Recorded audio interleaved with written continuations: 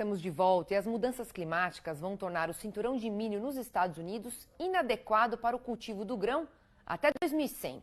É o que aponta um estudo realizado pela Universidade de Emory, em Atlanta, nos Estados Unidos. A autora e professora assistente do Departamento de Ciências Ambientais da universidade, Emily Birchfield, também aponta que não devem haver grandes avanços tecnológicos nas práticas agrícolas. E é sobre isso que eu converso agora com o analista de culturas da Earth Daily Agro, o Felipe Reis. Boa tarde, Felipe, bem-vindo. Boa tarde, Priscila. Sempre um prazer participar do programa com vocês. Felipe, como é que você avalia esse estudo? Quais os impactos para a agricultura mundial, caso esse cenário realmente se confirme?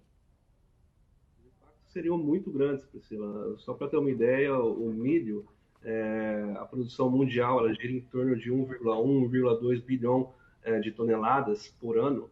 Os Estados Unidos produzem cerca de 30% disso. Então, retirar 30% do mercado seria algo que dificilmente a gente conseguiria suprir em outras regiões do mundo, né?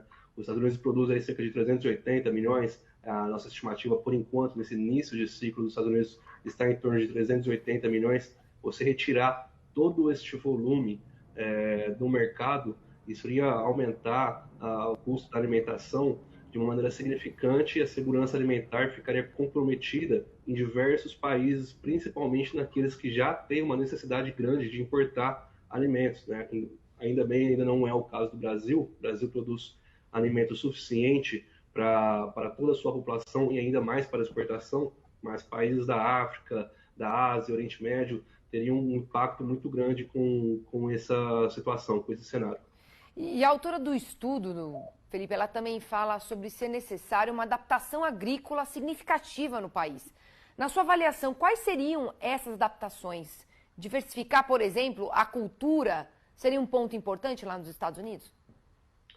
Nós já estamos fazendo essas adaptações ao longo das décadas, né? Se a gente olhar para o Brasil, por exemplo, mais recentemente a Embrapa ela está trabalhando com uma soja mais resistente à seca para o cultivo na Bahia, onde o volume de águas não é tão alto quanto em outras regiões, né? Ou seja, a exigência de água desta soja, deste cultivar, seria menor do que de outros, tá? Então, essa é uma maneira que nós como humanos, já estamos fazendo há muitos anos, né? Se a gente olhar para o Brasil nos últimos 50 anos, a área agrícola, né, aumentou em cerca de 100%, enquanto a produção aumentou quase 500%. Então, foi a produtividade derivada de uma melhoria da genética das sementes que permitiu esse avanço da produção. Então, esse é um ponto importante, tá? E que, com certeza, os Estados Unidos eles já estão trabalhando nisso já há muito tempo. E também introduzir outras culturas, né, como a gente está falando aqui, poderia ser algo mais produtivo, culturas mais produtivas, resistentes às mudanças climáticas. Você acha que isso seria suficiente para conseguir contornar o cenário ambiental ou ainda é preciso fazer mais, Felipe? Ainda seria preciso fazer mais, tá, Priscila? Como eu disse, o milho ele é um importante alimento dentro da composição, da alimentação humana, direta ou indiretamente, seja de uma maneira direta o milho ou através da produção animal, tá? Mas a retirar aí 30% da produção total, nós teríamos que rever o que seria feito, o que pode ser feito para reduzir os impactos, talvez aumentar a produção de soja, trigo, outros alimentos, mudar a alimentação, a nossa dieta também, mas é algo que é um estudo que deve ser com certeza levado em consideração, mas que ainda há tempo para que a gente tenha uma precaução e tome medidas para que isso não ocorra, ou se ocorrer para o milho, a gente já tenha um plano B e um plano C. Agora, você acha que aqui no Brasil isso também poderia acontecer, de ter alguma área que não conseguisse mais produzir durante as próximas décadas? Esse é o problema, né? Esse foi um estudo realizado focado nos Estados Unidos, mas o aquecimento ele é global, tá?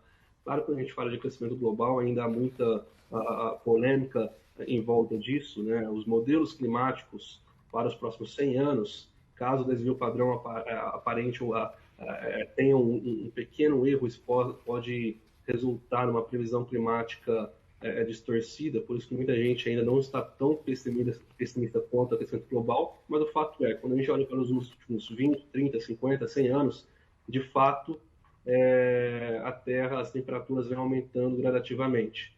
E isso não apenas nos Estados Unidos, mas também em todo o globo, em todos os cinturões agrícolas, Brasil, China, Estados Unidos, Europa, e caso a gente tenha um problema localizado, a gente pode sair em uma situação, o Brasil pode ter um papel muito importante, mas se você tirar do mercado, por exemplo, os Estados Unidos e o Brasil, aí é um cenário onde a gente vai ter que se reinventar. Certo. Obrigada, viu, Felipe, pela sua participação aqui no Mercado e Companhia. Boa semana para você. Eu agradeço para vocês também.